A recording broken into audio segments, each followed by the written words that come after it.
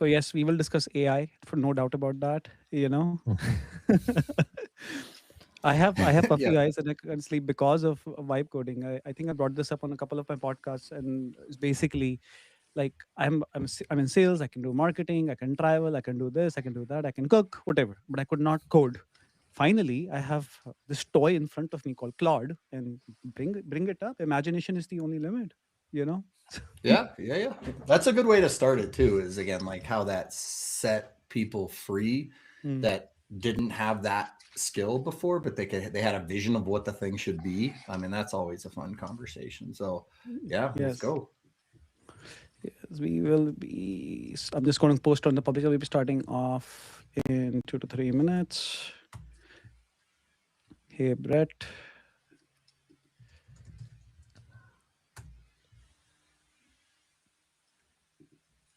Yeah, I'll monitor the public chat just in case there's some questions. If we have some time for questions, but I like to we have a good 1 hour. We have so many topics because so many people submitted stuff well before this panel, and we organized this like 3 weeks ago. So I don't know how many we can cover, but we're going to try our best. Okay. Oh, good. So you got some surprise stuff in there, not the preformed one. No, Yeah, no, it messes up. no. There's a lot of surprise stuff here. There's a lot of surprise stuff here, and wait for the craziest surprise Mhm. stuff will be. I'll be putting you, Todd and Dallas, both of you on the table for the craziest surprise one. Okay, so yeah, Perfect. so Look wait forward for it, because this is no holds barred. Okay, like I'm not restricting anything, so All that'll be right. fun. Okay, let's give it a minute or so more. Public chat. Let's see. Okay. Hmm. Usually I do this at 3 p.m. GMT, which is, but this is like PST time zone, so that's okay. For me, it's perfectly fine. But US daylight shifted before. And every year this happens, the calendars change, but you forget Yeah. to It update happens the time. twice a year. Yes. You always, if you notice, it's whoever sets the calendar invite, it Hmm. shifts around their time zone. So, Yes. boy, it really makes a mess when you don't pay attention to that. I know. I know. Yeah. I I had know. a 7 I, a.m. call this morning because of that. I know. Like, awesome. I can talk about time zone for an hour separately because whoever invented time zone, obviously it's a British guy, right? Scottish British guy, and who invented time zone? What was the logic? Because it was there. So that's why England is in the middle of the world, and that's why I'm here. Yeah. So I Yeah. can work with team Yeah. in Asia and everywhere else. That's Believe me. actually Yeah. the interesting part about in the middle of the world. So if you Mm, look at the world maps, mm, depending where it was produced, it would be the country where you are. mm. That's the middle because Middle. like US maps, US is when you lived True. in Soviet Union was in the middle. Now you're saying Britain in the middle. It's on the maps. It is the middle because you're in Good Britain. point. Good point. Yeah. Anyways, let's get going. Yep. I'm gonna kick things off here. Okay. Sounds good. When something breaks at scale, when sites go down, when security fails, when performance drops, it's not theory anymore. It's real impact, real businesses, real users. And three people we have here today live in that reality every single day. Igor Seletskiy is the founder of CloudLinux and the driving force behind Alma Linux, powering a massive part of the hosting ecosystem.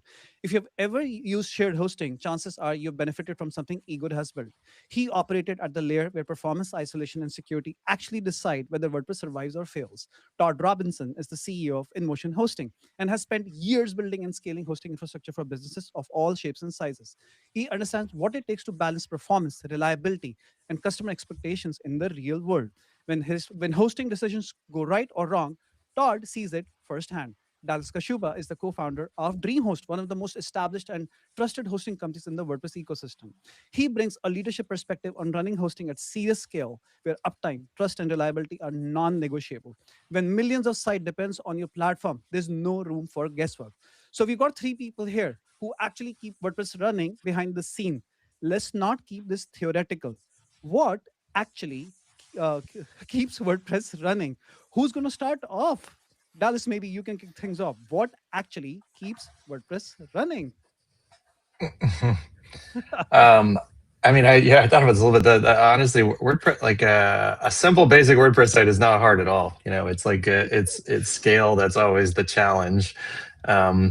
Hitting higher traffic, and there are some technical limitations just within not necessarily within WordPress, but the way that it's typically operated that make it not. It doesn't handle major spikes, and that's not unique to WordPress. Actually, that's unique to the way that kind of software is. So scaling it often means, putting caching layers and all these other things into place, which are not difficult on their own, but then they all have their own trade-offs, and so there's a little bit of there's always learning curves for the end user. But and then security is the other part, which I think we'll talk about more later. But actually, just sort of on a basic level, if you just do core WordPress, it has to do with how much traffic you have and scaling it. Absolutely, Todd. What do you think? What keeps WordPress running? To be honest, I've been philosophical lately, and so Igor, I know you've been also philosophical lately. So I took this actually as a philosophical question. So maybe we were going to talk about this later. But to be honest, I look at WordPress as the community, not just the software. I look at the ecosystem that's around it, everything from, like Dallas was talking, like a simple WordPress website, all the way up to like really large scale WordPress sites that have very sophisticated hosting needs and maybe have many servers behind it. It successfully, maybe has a management team behind it also. So I think what keeps WordPress running is its flexibility to address those different things at scale in different ways. And then an ecosystem, again, I think Igor, maybe you could talk a little bit about the back end. How do we keep it safe and protect it? But that's part of the ecosystem, and it's rich. It's strong. It has new inventions coming out associated with that all the time. So to be honest, again, partly because I'm philosophical this year with AI kind of messing with the world. But I think of it as holistic. That's what keeps it running, is these hundreds of thousands of people that help millions of other people run those sites successfully. So there you go. My philosophical answer. I think we cannot forget the automatic, which also still keeps it running. Even though there was a controversy, I mean, the amount of effort they're putting in is still extremely amazing. And the ecosystem of open source developers who are developing everything around it is also massive. And I think that's part of the critical why it's still running, why is it so good, why is so many people there. Got it. I have a topic here we got so many submissions before this panel, but I kind of like consolidated into a lot of things. So let me bring something up. What's the hardest trade-off in hosting today? Performance, security, or cost? Every one of you. Maybe Todd, why don't you start off here? What's the hardest trade-off in hosting today? Trade-off: performance, security, or cost? Interesting. I think the hosting industry has had a bad habit of driving costs down to the absolute lowest number. So to be honest, I think that's created a lot of issues, because I mean, you guys know the classic like Venn diagram. It can't be cheap and good. And as much as you can, you try to put as many good things as you possibly can, even in your lower cost stuff. But I really definitely encourage people, especially we're a transfer host mostly, like InMotion. Like if you were to look at us, we are often where people come to after they've gone through a few years of growing up and realizing, hey, I have to have this. The site's got to do this, and I want this level of support. So for us, I think it was always a danger that like cost would come into the game so much. There's always a bracket, right?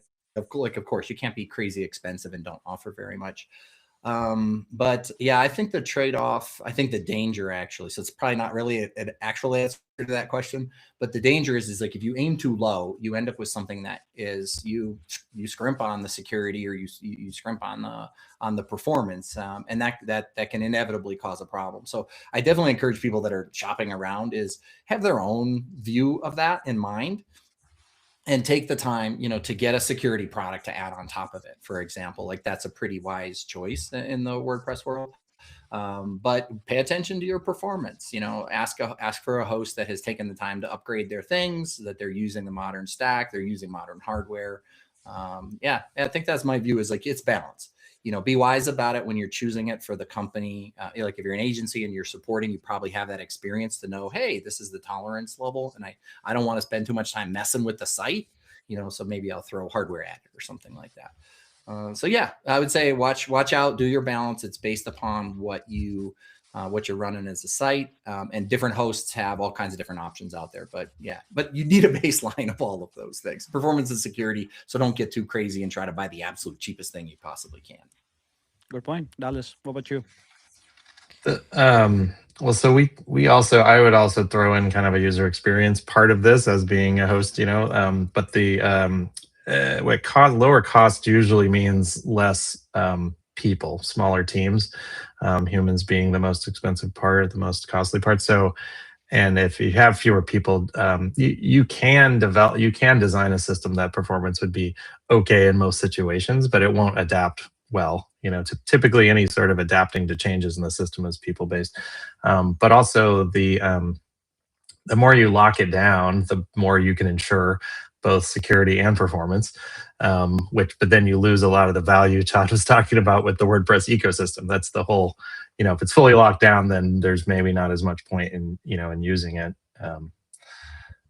But the easy use. So security mostly is like, say you restrict all use of all plugins or something like that. That would be more secure. But that would not be tenable. So, but there's a spectrum of that. WordPress.com restricts some plugins more so than others. I don't know what their current stance is, but it's been a history of that. And then hosts like us let you do anything you want. But then we expect you to, there's some responsibility to the user there as well. Point. Yeah. I think like when we name these three pillars, I think security, at least we've worked for 10 years to get the security out of the equation. With Imunify, you are basically getting protection for WordPress at 1 to 2% of the cost of WordPress hosting. So, for example, you're offering $10 WordPress hosting, it would cost you about 10 cents to protect that site. You're offering $100, it would cost you $2 to protect that offering. So, I don't see security as part of this trifecta. Do you have to decide on price versus security or performance versus security? It's like overhead is trivial and you can protect the site very well. So for me, it is truly about performance versus price. Those two are very tightly aligned. You do have to have complex setups. So you do have to have multi-core, fast HD. Fast disks, etc. User experience, of course, is also another pillar, because how do you get all the plugins and it still runs fast? Because sites with 57 plugins typically don't run fast. So that is your setup. But I don't see security today as one of the things that you have to choose. You can afford it for everyone. It's as cheap as clean water in any modern country. Good, interesting point. I think I just add one thing here. I think plugin bloat is a big one. That's why a lot of websites and people, everything fails. When we get maintenance orders from all over the world, and the first thing we see is plugin bloat. It's just stuffed in. Everybody keeps stuffing WordPress plugins inside. I think there needs to be like a hosting level control. I don't know, which I know is not possible because it's customer's choice, or I don't know, agency's moral responsibility. But what is moral responsibility for agencies? Because they're always running to do after money, quick money as soon as possible. But anyways, that's another topic. Let's bring this up. What's one thing each of you would fix in WordPress today? Igor, let's start with you. Oh, that is, like, I actually don't know. I think there is nothing. I mean, I think passkeys should be part of WordPress installations. I'm tired with people using passwords, and I would want to have passkeys. Not two-factor authentication. Multi-factor authentication is good, but just put passkeys in there, so it's like you you touch your fingerprint and you're in. Like it's in all major services. I don't know why WordPress still doesn't have it. Interesting one. Todd, what do you say? Yeah, I love the security. The security guy is going to definitely answer that. But to be honest, as soon as you said that, of course, they were like, yes, why don't we do that? So hopefully somebody hears that. And I would double down on that's a wise one. I don't know if that, for me, I think the challenge for WordPress, this is the present day with the AI changing things, and obviously there's new competition to WordPress that's out there, but WordPress, has a wonderful, loyal following, me included in that, and I think probably that might actually be the change. Philosophical. I told you at the beginning, I've been a little bit in that space. I do think that WordPress, it's got to find its angle, I guess, when it comes to smartly adopting AI. You'd mentioned like the plugin bloat, and you've seen, and I suspect you all have seen this, is that there's definitely some movement in the space to allow this vibe coding, for lack of a better term. I don't really like that term, but that you start to see people implement specific features in a plugin that they just made themselves in a relatively straightforward fashion using AI. And that's an interesting challenge to the WordPress ecosystem, which a lot of the strength is the plugin ecosystem, where many companies make a pretty good living and contribute meaningfully to the ecosystem. But that's their business model. And that does appear to be something that is going to have impact by AI being able to allow people to, hey, instead of those 50 plugins, I needed 6 features out of a bunch of them, and not the 20 features that it came with. And so you can already see this in kind of the WordPress influencers that are out there. I'm a big video guy, so I see a lot of these influencers talking about how they're doing this.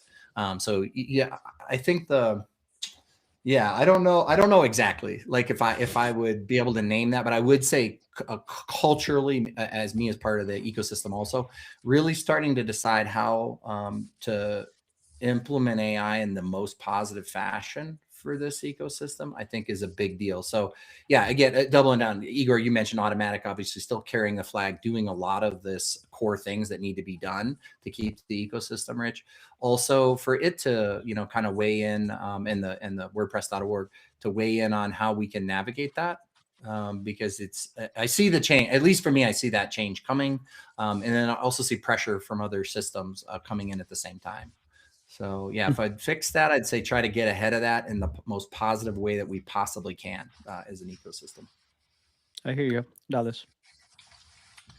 One of my pet peeves actually said that is the way the dashboard ends up looking. It's the core is actually, again, fine, but then once you have some of these plugins, every single one wants to be front and center. And so a common install with some of these plugins, which might be all freemium style, you end up with a lot of extra navigation items. You end up with like something that has a green dot because it wants your attention here and a red dot over here. And the freedom of plugins to do whatever they want is part of it. But I think giving users more control over how their dashboard is organized, and giving hosts control. So we would love actually to have sort of if you're new to WordPress, then perhaps it's a simplified menu. There's also things like the difference between a post and a page to a new user is, I don't know what they would think the difference is between those two words. Even kind of mean the same thing. I know what they are, of course, but being able to turn off one or the other would probably help. There's little things like that I don't think would take a lot of effort. There's plugins to do this kind of thing. But it feels to me like it could really streamline ease of use, which I think WordPress has a lack of brand new users coming in. I could be wrong there, but the new users typically want a relatively simplified, flow, especially if they're used to some of the major, more SaaS style competitors who's often have much more opinionated view of what the design looks like. Yeah. When you say SaaS type, I want to add something here. When you say SaaS type, competitors, but what is SaaS type anymore?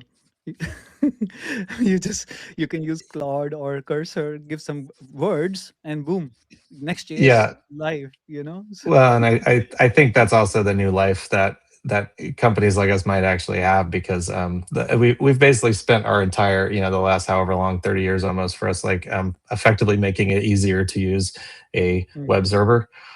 Bringing that to regular people, and now you don't even have to do it anymore. You can just ask this other, magical thing to do everything for you. So some of these tools that have, put a lot more work in, and I'm not naming names, but their ease of use is definitely better, but a web interface where you have to do stuff is never going to be as good as something else. Yep. Yep. Before I bring up the next topic, from an agency side, what I would change? SMTP contact forms. You know how much pain we have to deal with as an agency when we bring in customers. And listen, a lot of our customers, we get volume customers, are hosted with InMotion hosting and DreamHost or DreamHost all the time. And it's shocking. Like 8 out of 10 websites we get, the contact form is not working for one reason or the other. And it's usually a simple SMTP fix. It's crazy. Why can't we solve this out? So one thing I would fix if I had a magic wand, contact forms. Believe it. If I'm sure we can figure this out. But anyways, let's bring this up.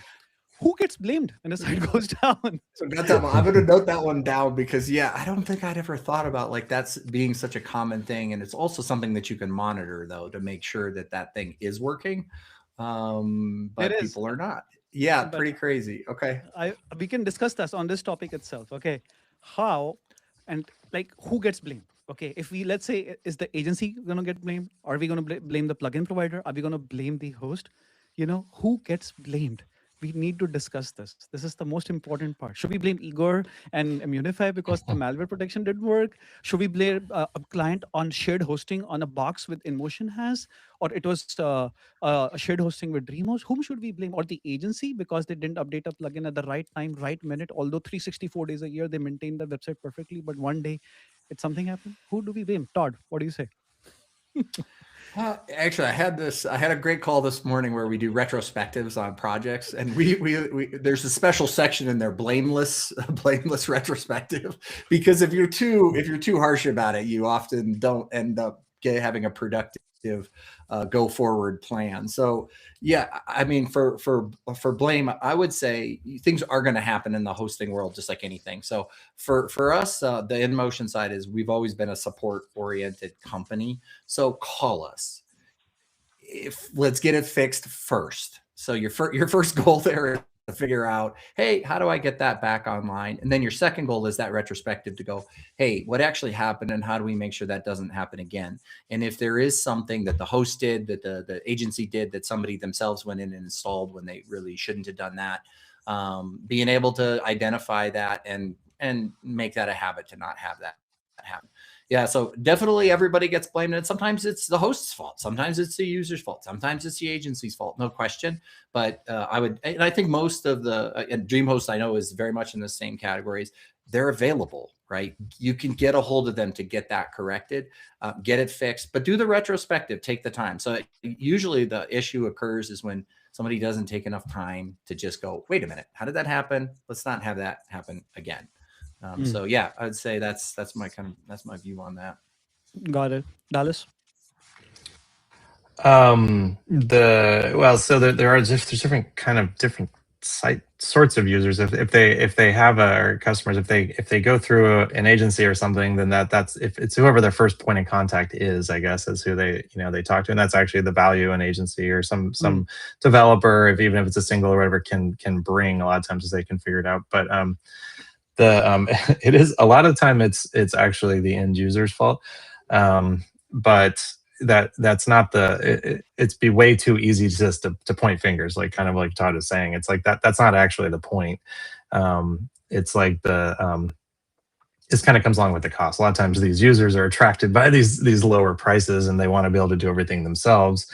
So that's where they can have they can know that there's someone there to help. And actually some of the best feedback we ever get is when people, once they realize maybe it was something they had done, they of course never assume that, but they're often very pleased when when we fix it anyway, or whatever, that kind of thing. But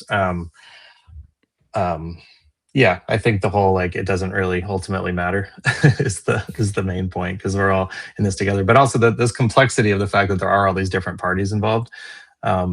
We don't have control over what people are doing to their website. A lot of times there is another person in the middle.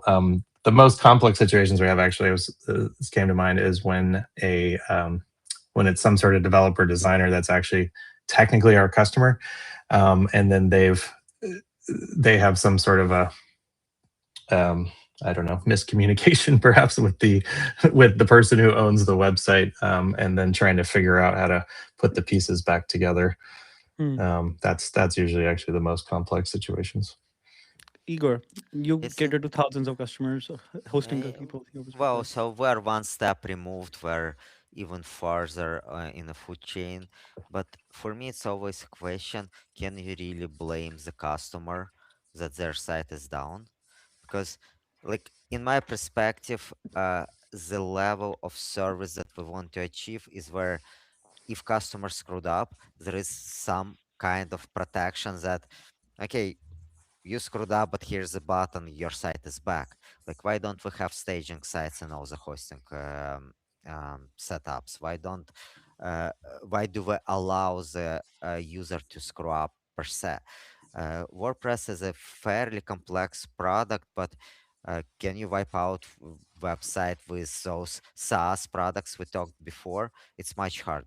So maybe there is more guardrails that are needed. Maybe there is more automated staging, automatic backup, etc., and with easy restore that needs to be done so that even if user does something that affects website, it's one click away to get back to where you were.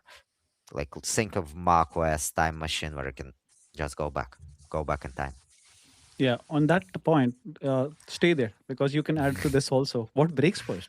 Code, infrastructure, or humans? With WordPress, it's definitely humans. So all I'm seeing each time, it's always uh, plugin code. I did something to this theme. I add like it's always a change, and because the way WordPress is set up and managed, it's always human. Well, almost in majority of cases, it's human. It's not the infrastructure as a code. It's not automated, and as a result, there is almost always human to blame. It's very rare that modern WordPress breaks by itself. Mm. Todd, what do you say? Yeah, I'm aligned with Igor. Is that yeah, it's the nature of. I mean, WordPress. I mean, it's got a rich history back to right B2E, B2 evolution in that era, and because of that, it is you hit the button and it immediately does it. And that was always kind of its forte to go, oh, cool, I could instantly post my blog. Well, the danger with that, when you can instantly modify something, it can instantly carry that issue through to the front end. Yeah, I think it's definitely kind of in that human side, but I'd also say like this may be me, but I do feel like it itself has more of those rollbacks. A lot of the hosts have staging and encourage it enough, and people are doing more when they know users, when they know they're doing some more complicated things, they'll use a different workflow than just, hey, get in and hit the button. But that they still are using some of the really quick workflows, which are awesome about WordPress. I want to post something, and it's really fast and really easy to do that. And so I do think like it's a lot better than it used to be. There's still maybe more to be done. But also I think the users are more educated about when it's okay to do it and when it's not. And so they really hurt themselves less, I guess. Even again, great freedom. It's yours, right? You can go in and modify it if you so choose. Sometimes you really shouldn't, unless you're going to do it in a staging process. But I still, again, I love WordPress for like, I need to do that right now. I just, sometimes I do it and people hate it. Actually, I still do it. Sometimes I edit our website. And I know I'm not supposed to really, but like I'm going to, oh shoot, somebody misspelled that. Or so I get this. Anyways, this is an anecdote. My mother is a stickler for misspellings and proper grammar, and she'll call me sometimes and go, "I was on your site. This bad grammar on this page." I'm like, Mom, you're killing me first. Like why are you doing that? But still, I appreciate it, and then I'll fix it right away because I don't need that call tomorrow. Also, like I told you yesterday, that thing was still there. What's the deal? So, anyways, WordPress is still it's very near and dear to my heart, and there are so many positives about it that sometimes you get lost in that like. Thousands of people are very successful with it hundreds of thousands of people are successful with it every day, and it works great for them.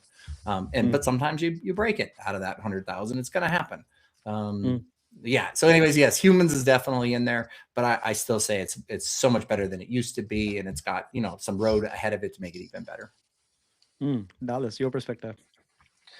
I mean, it's definitely humans, but the I was thinking about more generally, like when things do go awry internally. So automation has always been a huge part of our approach, which is also how you can drive some costs down. But humans are extremely terrible at doing the same thing over and over again, exactly the same way. And the more complex the steps are you have to take, the more likely you're going to miss one.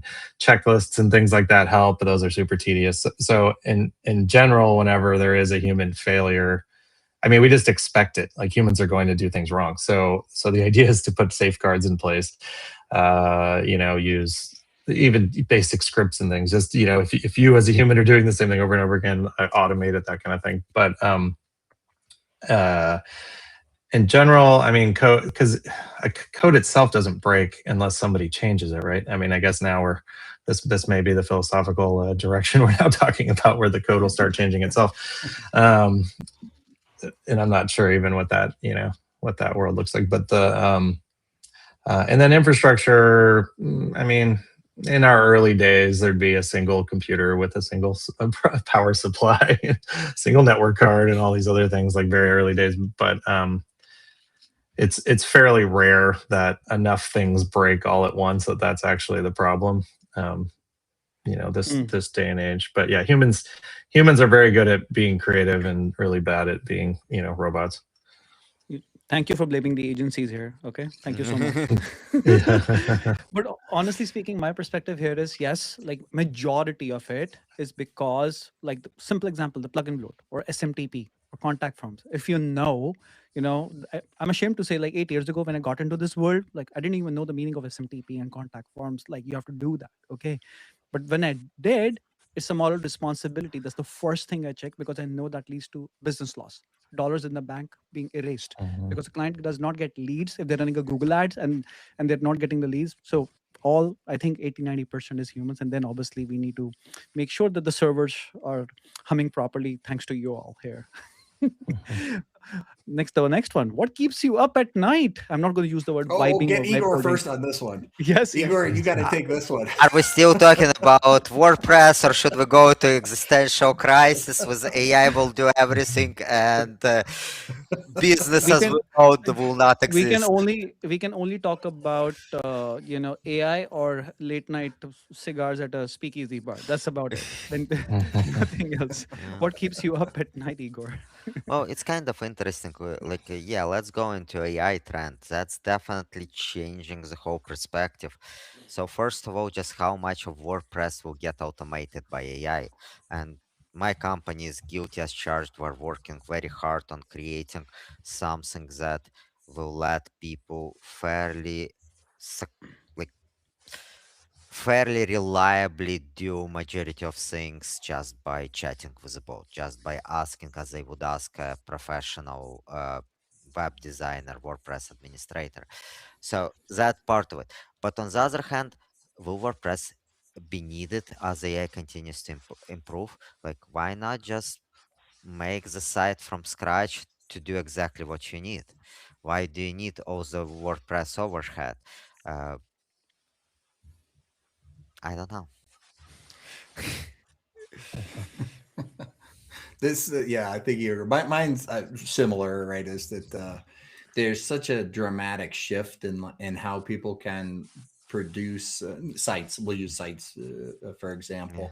Yeah. It's a big change, right? And us as a hosting company who has been able to help people for the last 25 years, Dallas. I think I was trying to pick out when we have met, because this panel happens to have a lot of history together, just because we've been in the industry for so long. Dallas and I were from the same region many years ago, and Igor and I met at a conference so many years ago that I think, I had more hair, Igor, you had more hair. I had at least some hair.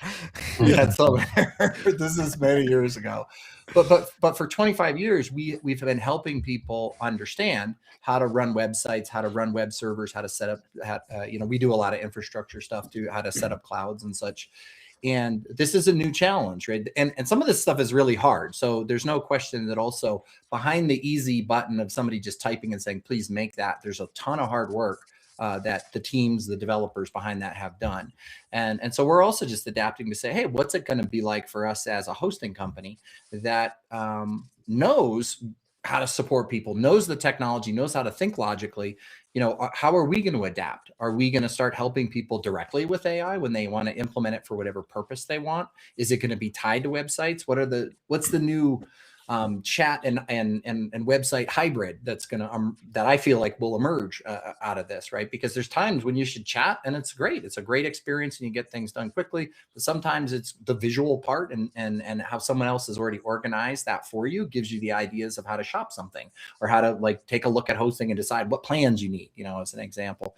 And yeah, so for me, it's definitely keeping me up at night is that it's also this philosophical change. There's a lot of companies out there and definitely many that I interacted with in the beginning that were like, I'm going to use this to save money. And I'm going in to figure out how to have teams that used to be 10 now be teams of 3. And I'm going to let those 7 people go.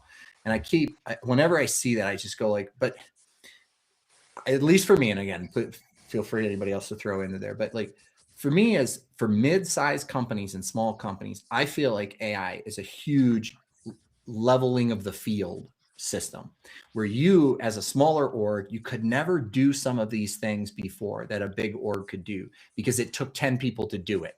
You know, you needed to build this big software set that was just out of your reach because at the scale that you're at, you couldn't do that. Or this user experience that you're like, I would like to have a user experience for my 7 major user types, but we couldn't do that. We could do it for 2. So we just really picked the 2 top ones and said, that's going to be the user experience.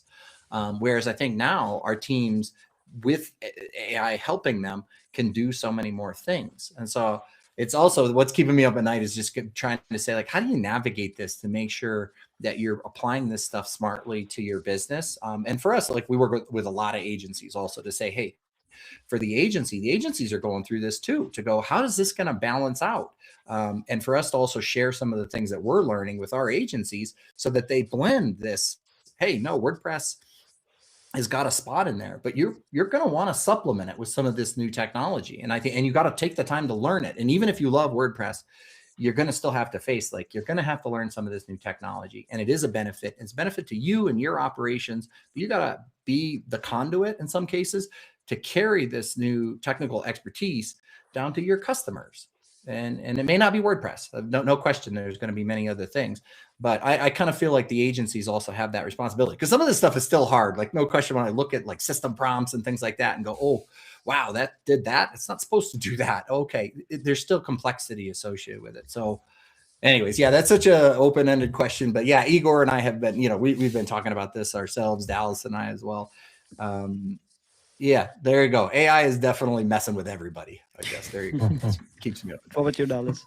I mean, I guess my answer is the same, except it's a little more personal, and I'm actually a bit sort of excited about the actual potential for myself. Like, I've actually been staying up sometimes after the normal, you know, I don't know, dinner and whatever. Like sometimes in the evening, instead of doing fun stuff, I'm actually like, I think I'm gonna maybe add a couple more features to that thing I was working on. So the ability to kind of prototype any idea or finally tackle long-standing. We have these internal tools that are, I mean, terrible, just bluntly, but because it's never quite been worth the time to focus on those versus, you know, customer-facing things is what always gets the time.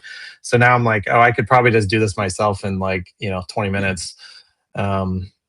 And so coming up with all the different things that now we can do, all the things that are now possible, is actually has kept me up at night sometimes, a little bit.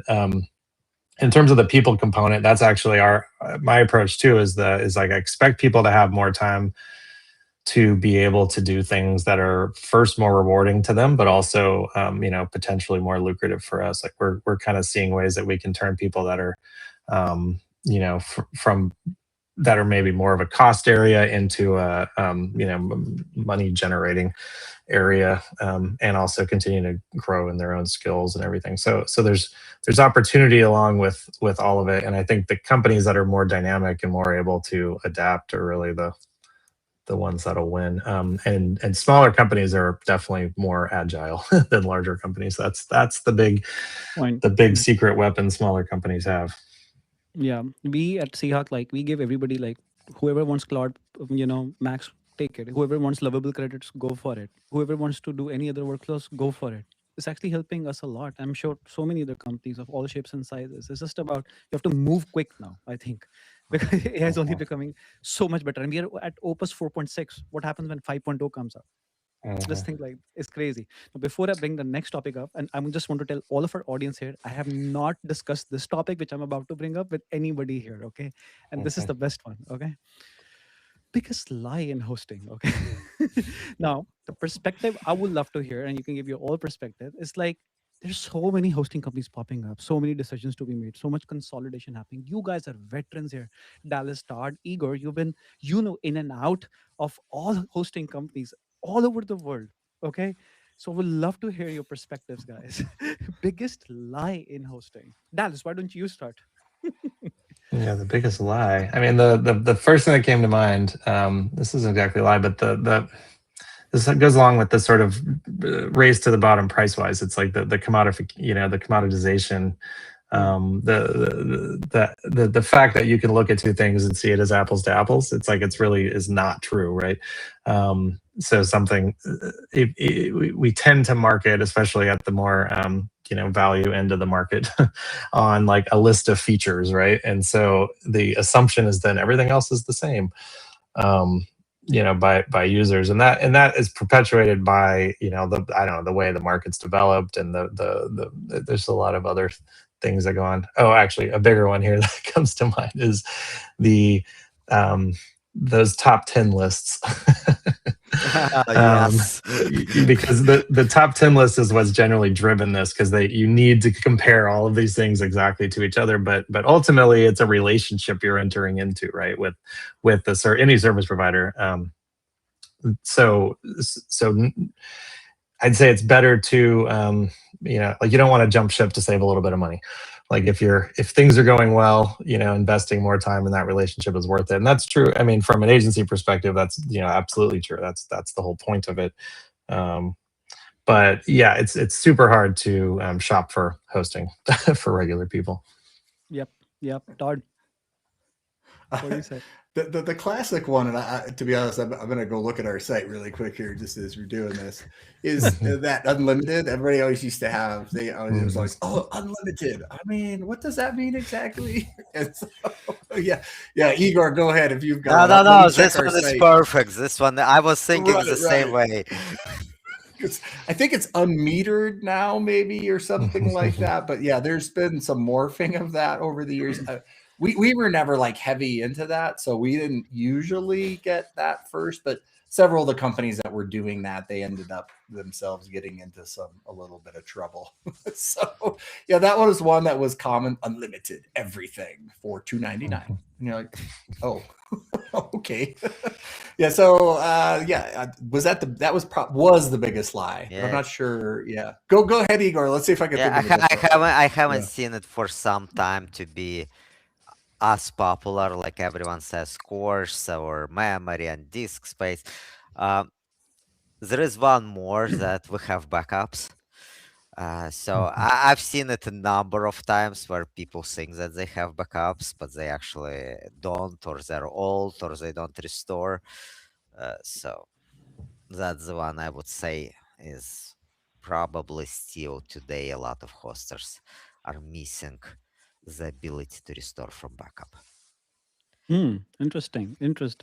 I think there are so many reasons and so many companies, new hosting companies coming up. But the latest one which I'm seeing, and I think that's the biggest lie, is free hosting. Free. Is there still free hosting? Yep. A lot of companies do that. Google it right now. Free WordPress hosting right now, Todd. Interesting. Now, but I would like to discuss that, because what is happening. That's actually, it's crazy, and it's a complete lie. It's not, because you upload 2 pages and it's they're gonna upsell. Is this fair? Is this okay? What do you think about that, Dallas and Todd? What would you say to that? You've been in this space for so long. Free hosting. Well, first I got to fire up Claude to ask it. The Google, I don't necessarily do that. But yeah, I'll fire off a little task here first, and then we'll go. Sorry, repeat the question. I got sidetracked. What were you asking? So many hosting companies in the WordPress offer, space offered, free hosting. You create an account with an email ID and it's free. I think that is one of the, it's a lie or not a lie. That's what I would like to discuss. Because we've been brought up that as an agency, like there's so many companies offering free hosting. Would you recommend that? And I say, listen, just go to our directory. There's a list there, choose this, choose that, your decision. But there's free hosting now. Tons and tons of companies are doing it. Would you call it a lie Boy, or a marketing there always style? used to be, what was it, 000 domains was really Something like into that. that. There are more. There are Yeah, I more mean, I now. guess well, I think for WordPress, right, is WordPress.com, but that's a kind of a long time kind of restricted business model that they've used, right? They still do it that way, correct? Mm. Yeah, they do. Yeah, they do. Yeah. Yeah, but Yeah. there are more. There are many, many more private companies doing this, out there. So I think that's one of the biggest lie, because the moment you add 2 or 3 pages out there, is just crazy. What happens then? But anyways, there are like just too much happening, and I think new hosting companies which are coming up, they will offer everything unlimited, and they are truly spoiling the market, because the moment you add WooCommerce, the site will crash. Even 50 products, and I've seen it first time, day in and out. A simple thing: 30 products, 40 products, 50 products. So there is a lot of lies in the hosting. Igor, yeah, you're saying I something. don't know, like at least in the US, or at least in my perspective, people know that they get what they pay for. So I think someone who expects free hosting to be something that they can use for commercial website, for the store, they're just delusional. It's not a lie. It's just how we expect, how we communicate. Good point. On that, let me put you on the table again, Igor. Is malware prevention a solved problem, or are we still reacting more than preventing, considering what you see as in I 2025? think it is a solved problem. I mean, once again, the cost of protecting website is 1 to 2% of hosting the website. So if the host is not doing that, I mean, majority of hosts are doing that. It's like uh, maybe I'm biased. Maybe we're seeing very high penetration for our products because it's like what 60, 70 million websites. But from my perspective, it's solved. It's very cheap. It's inexpensive. It's very high quality. Uh, unless you're running a site that makes $5 million a year in profits, or in revenue, just from the site, like WooCommerce stores that is making $5 million, that you are actually gonna get specific attacks against you, it is solved. Interesting. Now, Todd, Dallas, just because Igor is a friend of yours, don't be biased, okay? And just go. None of them using Imunify, by the way, so they're all using something else. They are biased. No, but I would definitely defer to Igor in this. This is one of those where there's good times to hire specialists, you could say, and this is one of them. Like when you work on those things with like really tons of intensity and passion, and every day, it's always in your head. And the team that I know Igor keeps on this is that. Yeah, I would trust what he is saying more so. And again, you want to go to your specialist in a lot of these cases. So yeah, I think as long as you install it, maybe there's going to be some new stuff. We're used to WordPress and things like this. But I know, Igor, I think you're working on some new stuff as well. Stuff even OpenClaw or CloudBot or whatever you guys are delving into the world to try to Yep. figure out. What are these new things that people are going to be using that are subject to these attacks that have not been solved yet? Hmm. Oh, it's gonna be outside of WordPress ecosystem, I hope. Like I don't see. Right. Actually, it's interesting. Will we have agents inside WordPress itself? That's another point of potential abuse, etc. So yes, agents itself, they will need protection. It's the same new green field, blue ocean, etc., where no one knows. Well, we have an ideas already how they will be abused, but we don't have full understanding. The field is very young. The field is developing. You are giving someone with ability to think and follow some instructions, access to unvetted data, which can be unvetted content that can be poisoned, etc. Same like with users. Like users can be phished. Like majority of attacks against organization are social engineering attacks. And the way you can think about attacks against agents is the same social engineering attacks. So there is a need for this level of defense for the agents. But if we go back to WordPress, as long as we're not putting a brain inside WordPress, it's pretty cookie cutter. I mean, I think I'd add though that we're kind of talking about the technology part, but there's a human component to this. So in many cases, these malware prevention tools may not be set up or in use or configured or things like that. So so I guess that's kind of like, is it a solved problem? I mean, it's still a problem we deal with on a regular basis. So I don't know that it's 100% solved, but maybe I need to look at Imunify360 here. But yeah, the human component actually goes into the social part. Yeah, there's a lot to it. On that front, is WordPress fragile by design, or is just poorly operated? We kind of answered this a little bit, but is it like just poorly operated? Gautam, you got to take this one first. This one's yours first. Yeah, don't give us that one.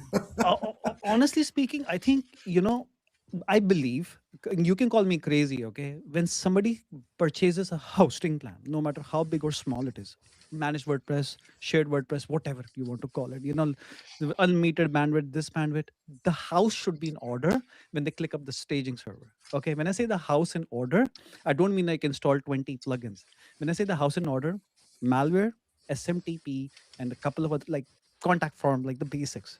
Okay, I have never seen that anywhere. Okay, because obviously, like, you're installing plugins. Although when I spin up hosting at a couple of companies, you see install this, install analytics, install this. I won't name plugins here, but install this, install page builder, install this, and you auto. But I think if InMotion and DreamHost, can figure out a way, and other follow suit, that the house is in order, it just makes life of agencies like mine easy. When I started out with Ryan, like 7-8 years ago, we were like 3 people. Now we're like 50. And we struggle with this day in and out.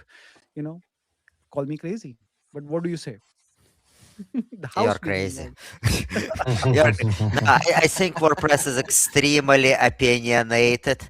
WordPress is an environment for extremely opinionated people. Like each agency, each admin knows how to do it better than everyone else.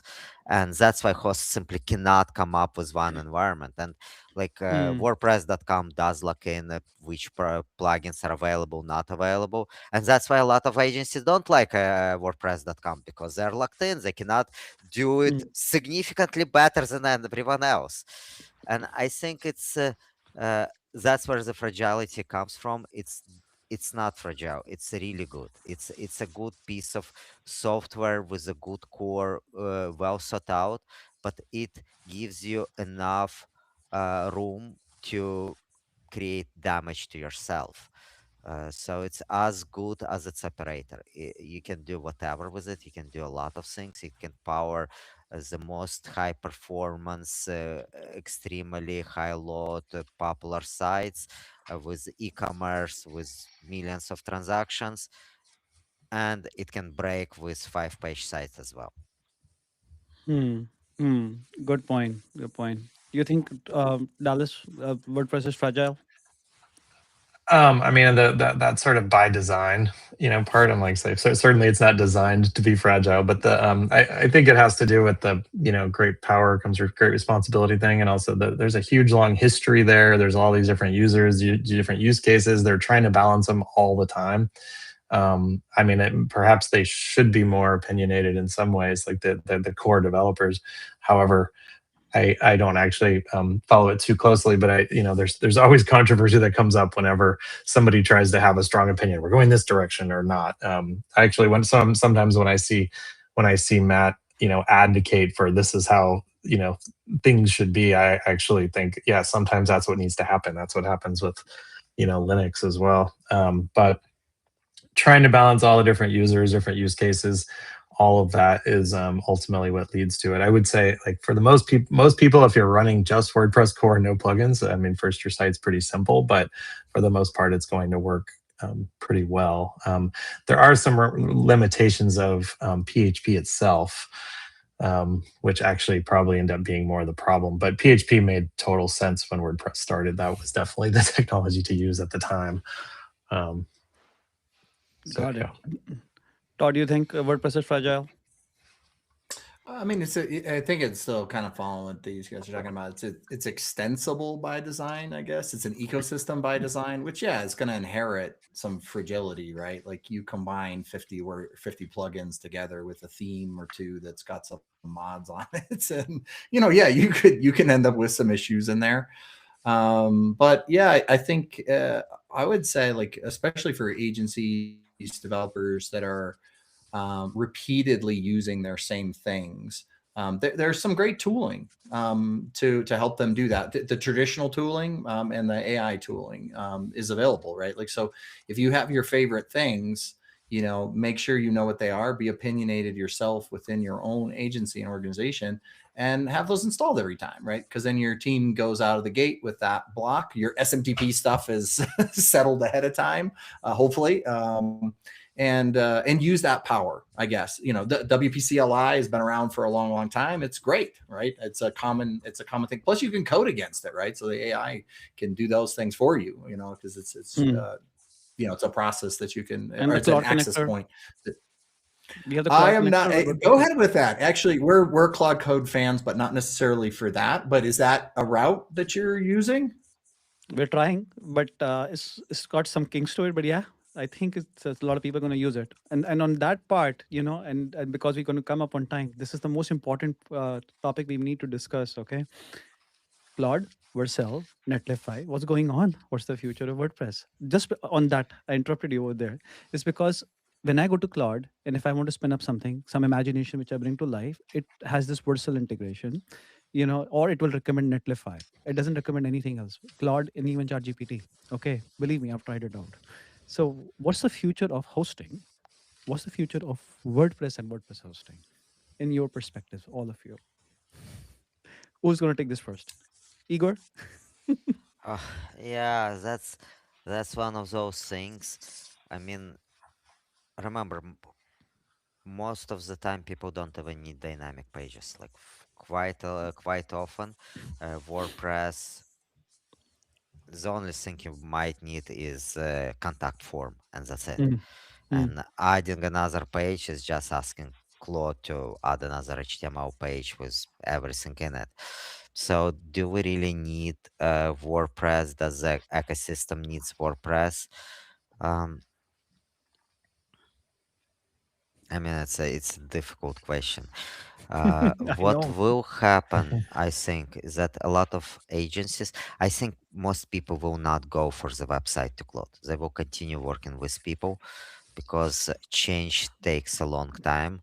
And while we're seeing the early adopters using it, I do see the long tail sticking with WordPress for another 10 years. I see people doing things the way they did before, including digital agency recommending to continue with WordPress because of all the integrations, because of all the tooling, extensibility, etc. So at least right now, with where AI is, I don't think it's an existential crisis.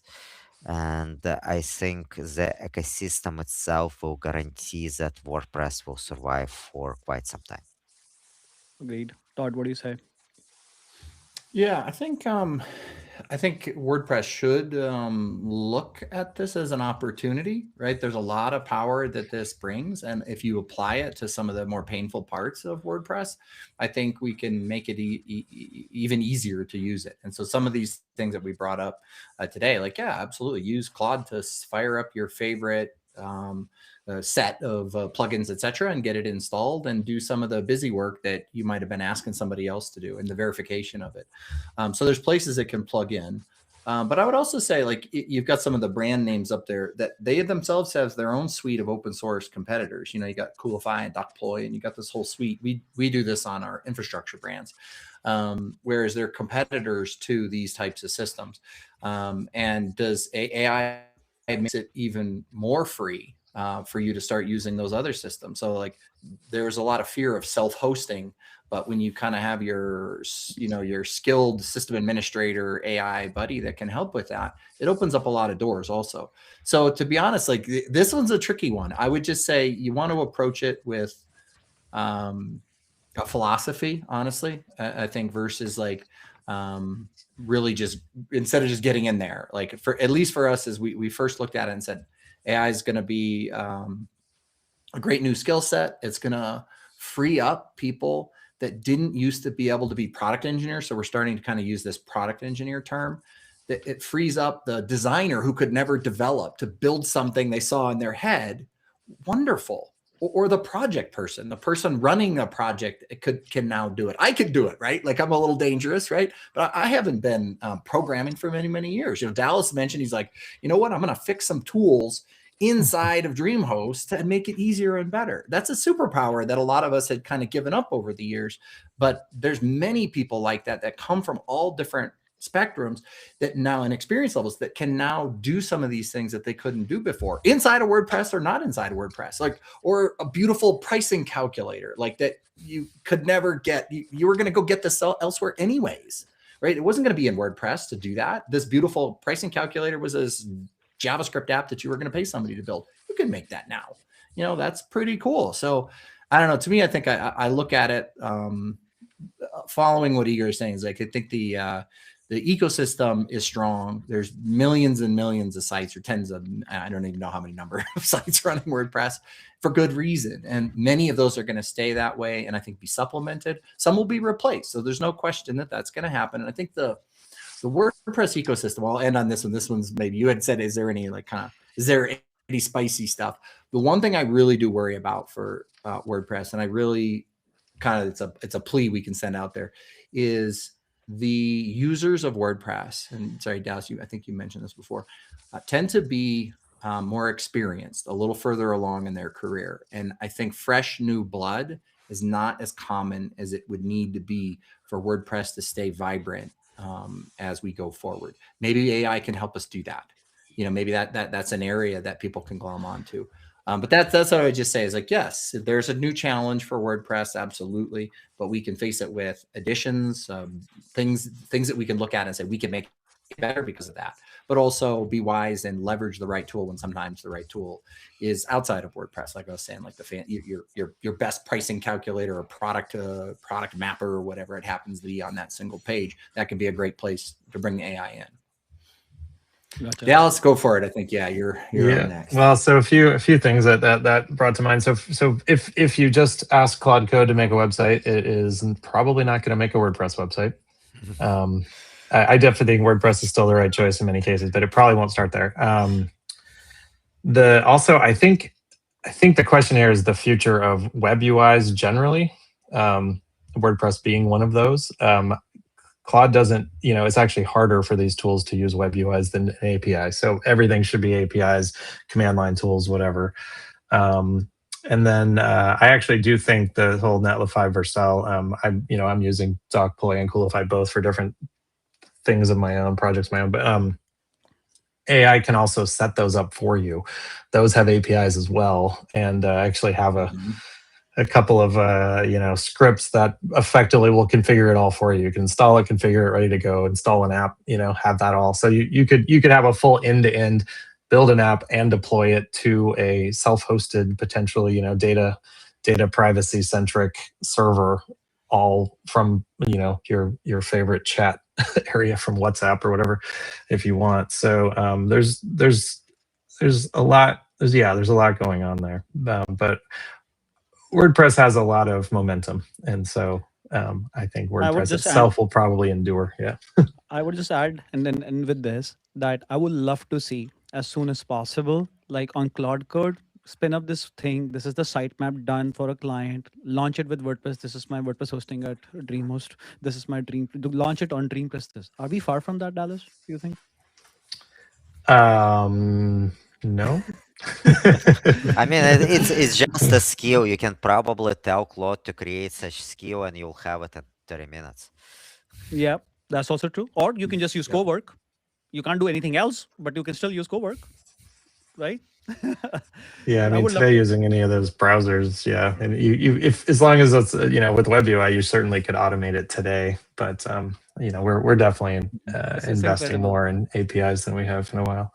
It's incredible. We need to do another session just to discuss this. But anyways, on that note, we come up on the hour. Gentlemen, thank you very much for joining me today. Thank you so much for this time. This was fun. We need to do this again soon. Thank you. I'll Sounds probably good. see you at Thanks, WordCamp everybody. or CloudFest or somewhere very soon. Thank you very much. Thank you.